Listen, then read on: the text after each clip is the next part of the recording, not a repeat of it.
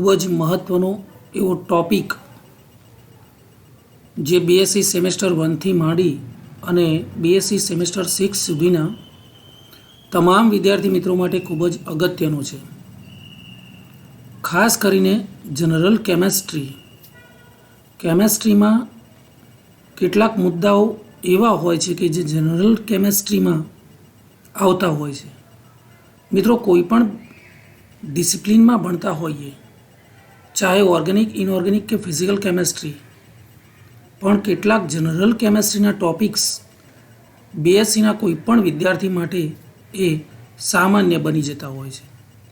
આ ઉપરાંત competitive exam, net, slate કે ગેટની એક્ઝામ માટે પણ આવા ટોપિક્સ ખૂબ જ અગત્યના પુરવાર થતા હોય છે. તો મિત્રો એવો જ એક અગત્યનો topic characteristics of chemical bond, એટલે કે રાસાયણિક બંધની કેટલીક ખાસિયતો છે, એના વિશે આજનો વિડીયો લઈ હું આપ સર્વે મિત્રો સામે આવી રહ્યો છું. મિત્રો આશા રાખું છું કે આ વિડીયો પણ આપ સર્વે મિત્રોને ખૂબ ખૂબ ગમશે. તો શરૂ કરીએ છીએ. Characteristics of chemical bond.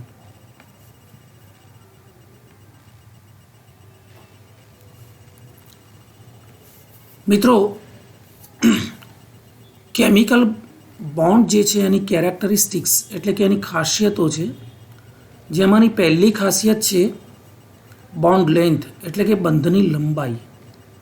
મિત્રો આપ જાણો છો એટ ઇક્વિલિબ્રિયમ ડિસ્ટન્સ એટલે એક એવું સંતુલિત અંતર હોય છે બે પરમાણુઓ વચ્ચે, જેમાં the atoms keep on vibrating about their mean position. મિત્રો અહીંયા બાજુમાં મેં એક પોટેન્શિયલ એનર્જી ડાયાગ્રામ બતાવેલો છે, જેને ઇન્ટ્રામોલેક્યુલર ડિસ્ટન્સનો ગ્રાફ અથવા સ્થિતિશક્તિ આલેખ પણ કહી શકાય.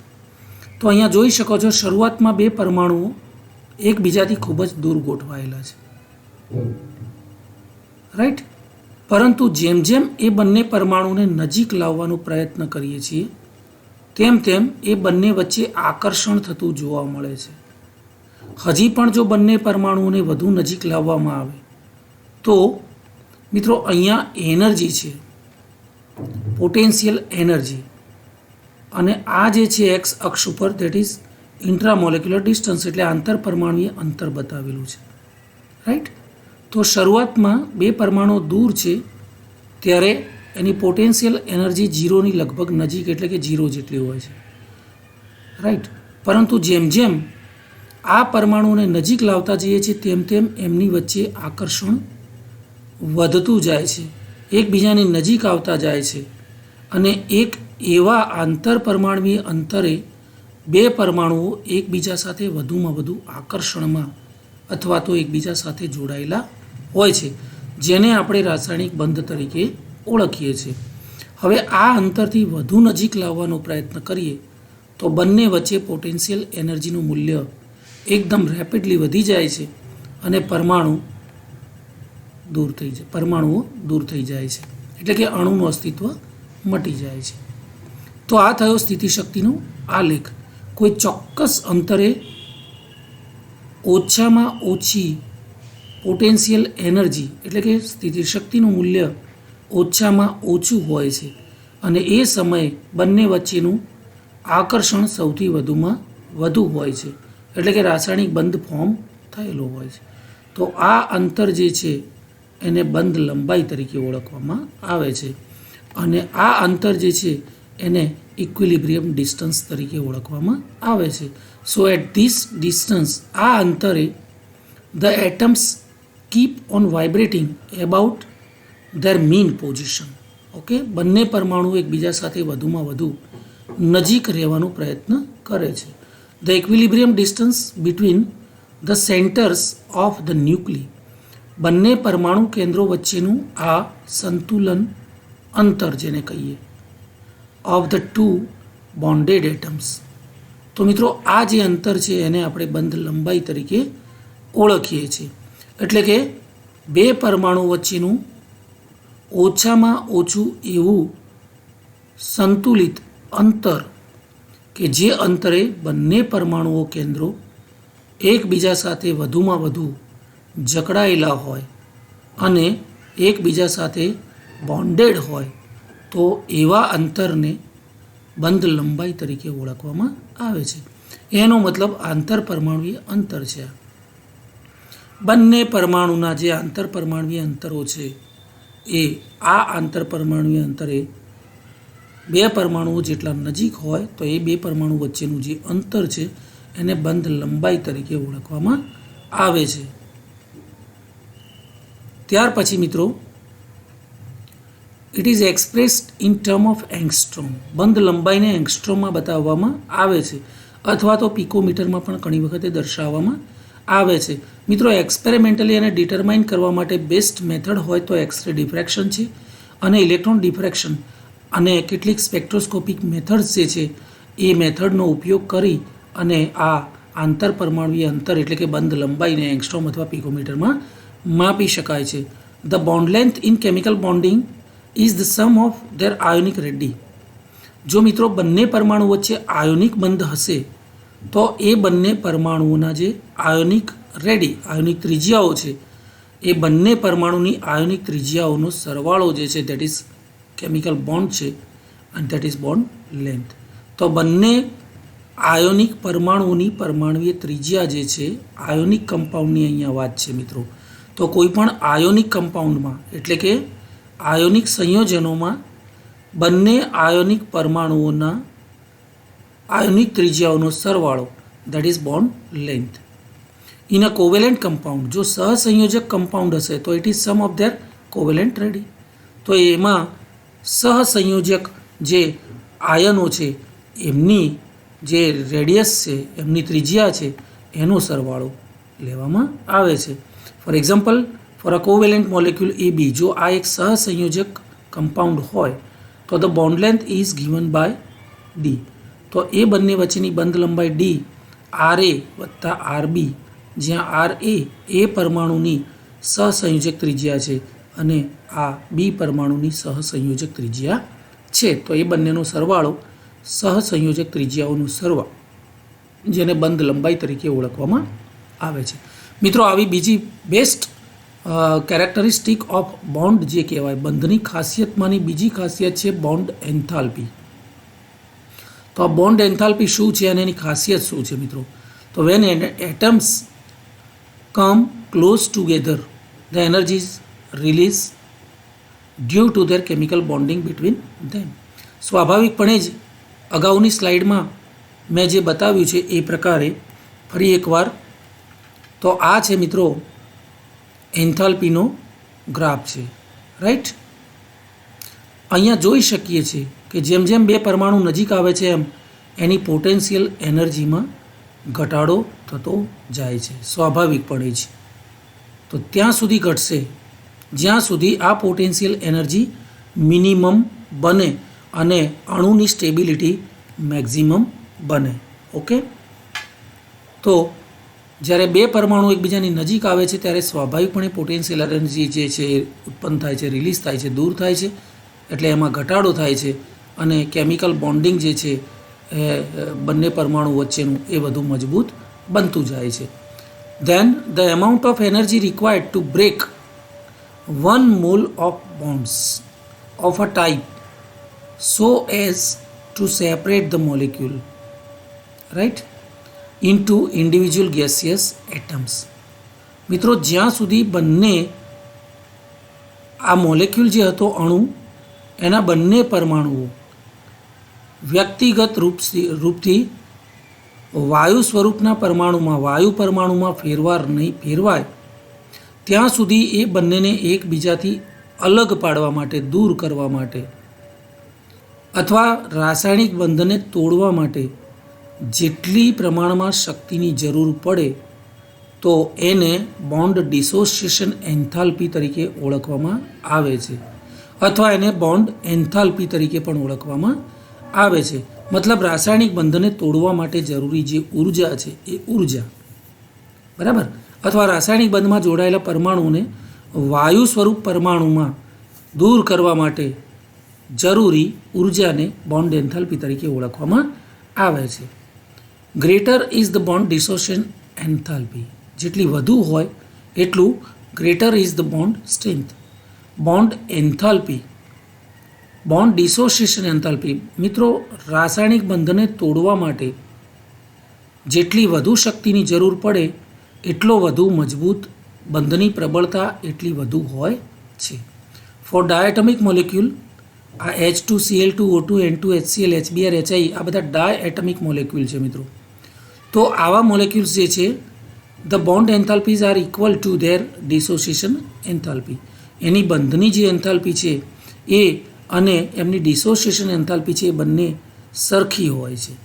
But in case of polyatomic molecules, એટલે કે બહુપરમાણવીય અણુઓ, ફોર એક્ઝામ્પલ H2O, તો આવા અણુઓમાં શું છે, bond enthalpy are usually the average values, average value હોય છે. પરમાણુ વચ્ચેની બંધની શક્તિની એવરેજ એટલે કે બોન્ડ એન્થાલ્પી હોય છે. Because the dissociation energy varies with each type of bond. દરેક બંધને તોડવા માટે અલગ અલગ શક્તિની જરૂર પડતી હોય છે, એટલે એની ડિસોસિએશન એનર્જી બંધ વાઇઝ અલગ અલગ હોવાથી એ બધાની એવરેજ વેલ્યુ જે છે એને બોન્ડ એન્થાલ્પી તરીકે ઓળખવામાં આવે છે. ફોર એક્ઝામ્પલ H2નો મોલેક્યુલ, તો એમાં 2 OH બોન્ડ છે, તો પહેલા OH બોન્ડની એન્થાલ્પી જે છે 502 કિલો જૂલ પર મોલ છે, જ્યારે સેકન્ડ બોન્ડ એન્થાલ્પી છે બીજા OH બોન્ડની that is 427 kilo joule per mole. Average bond enthalpy કેટલી બનશે, તો આ બંને જે બોન્ડ એન્થાલ્પી છે એનો sum by 2, 502 plus 427 by 2 that is 464, એટલે કે 464.5 કિલો જૂલ પર મોલ જેટલી એની બોન્ડ એન્થાલ્પી જોવા મળે છે. તો મિત્રો આવી જે બોન્ડ લેન્થ છે અને બોન્ડ એન્થાલ્પી, આ બે ખાસ ખાસિયતો આપણે રાસાયણિક બંધની ખાસિયતો તરીકે વર્ણવી છે. હવે મિત્રો આવી બંધ લંબાઈ અને બંધ એન્થાલ્પી એને અસર કરતા પરિબળો પણ અહીંયા ડિસ્કસ કરી લઈએ. તો સૌથી પહેલાં બંધ લંબાઈને કયા પરિબળો અસર કરે છે, તો એમાં one of the most effective factor to affect bond length that is size of atoms. બંધ લંબાઈને અસર કરતું પહેલું પરિબળ છે પરમાણુનું કદ. The bond length increases with the increase in the size of the atom. મિત્રો પરમાણુનું કદ જેટલું મોટું હોય એટલે એની બંધ લંબાઈ એટલી જ મોટી હશે. ફોર એક્ઝામ્પલ HI ની બંધ લંબાઈ is greater then HBr greater than is HCl and HF, કારણ કે HFમાં ફ્લોરાઇડ સૌથી નાનું છે, એનાથી મોટું ક્લોરિનનું કદ છે, એનાથી સાઇઝમાં મોટો બ્રોમિન છે અને સૌથી મોટું આયોડિન છે.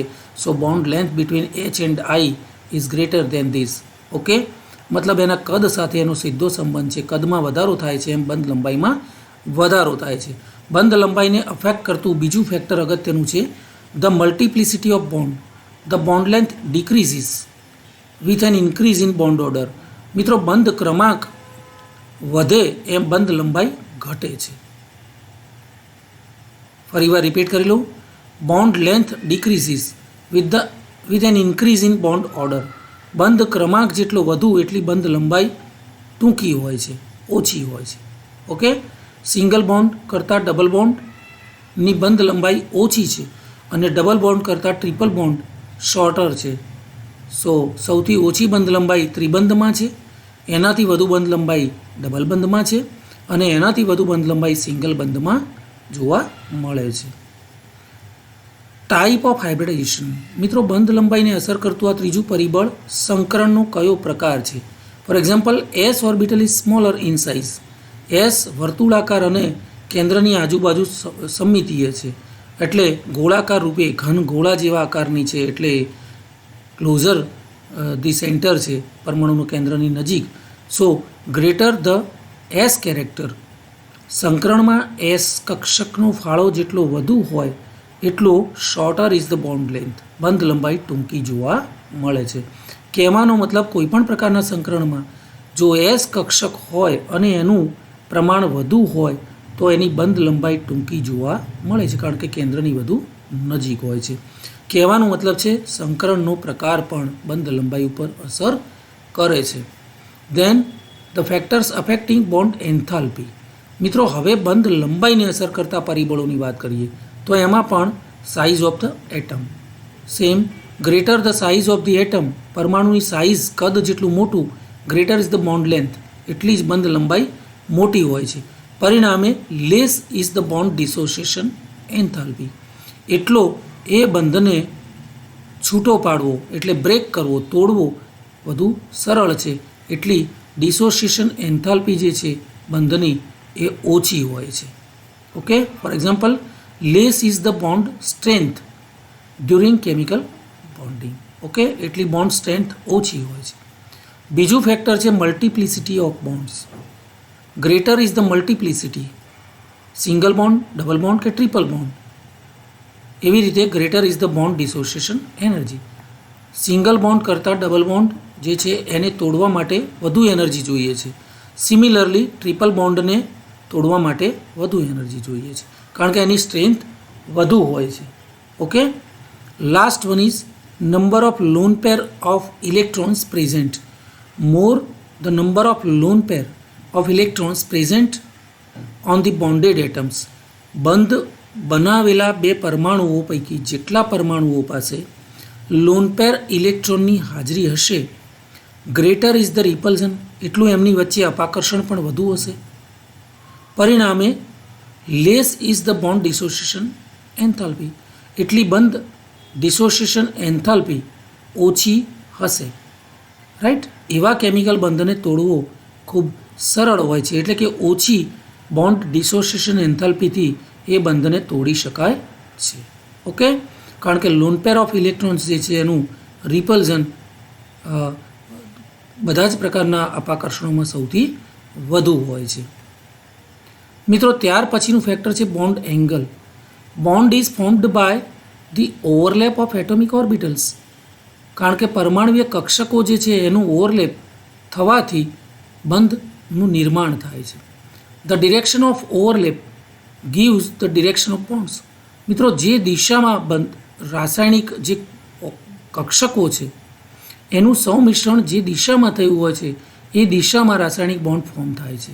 So the angle between the lines representing the direction of the bond, એટલે કે આવા બંધોમાં ધીસ લાઇન, બે પરમાણુ વચ્ચેની જે લાઇન છે હે ને, એ લાઇનો જે છે એંગલ બિટવીન ધ લાઇન્સ, તો એ લાઇનો જે છે બે લાઇન વચ્ચે આ જે છે એ ખૂણો દર્શાવે છે. The angle between the lines representing the direction of the bond. બે બંધ વચ્ચેનો જે ખૂણો છે હા ને, બંને રેટીઓ વચ્ચે, એને આપણે બોન્ડ એંગલ તરીકે ઓળખીએ છીએ. For example the orbitals containing the bonding electrons. અહીંયા ફોર એક્ઝામ્પલ આ બોન્ડિંગ ઇલેક્ટ્રોન્સ છે, અહીંયા આ બોન્ડિંગ ઇલેક્ટ્રોન્સ છે, બંધ બનાવતા ઇલેક્ટ્રોન્સ, તો એને બોન્ડ એંગલ તરીકે ઓળખવામાં આવે છે. The orbitals containing the bonding electrons. જે કક્ષકો બંધકારક ઇલેક્ટ્રોન યુગ્મો ધરાવે છે એને બોન્ડ એંગલ તરીકે ઓળખવામાં આવે છે. Okay, the orbitals containing the bonding electrons, એને બોન્ડ એંગલ તરીકે ઓળખવામાં આવે છે, અને આ બોન્ડ એંગલ પણ એક one of the affected factor તરીકે ઓળખાય છે. ત્યાર પછીનું ફેક્ટર છે મિત્રો bond order. In Lewis representation the number of bonds present between two atoms is called bond order.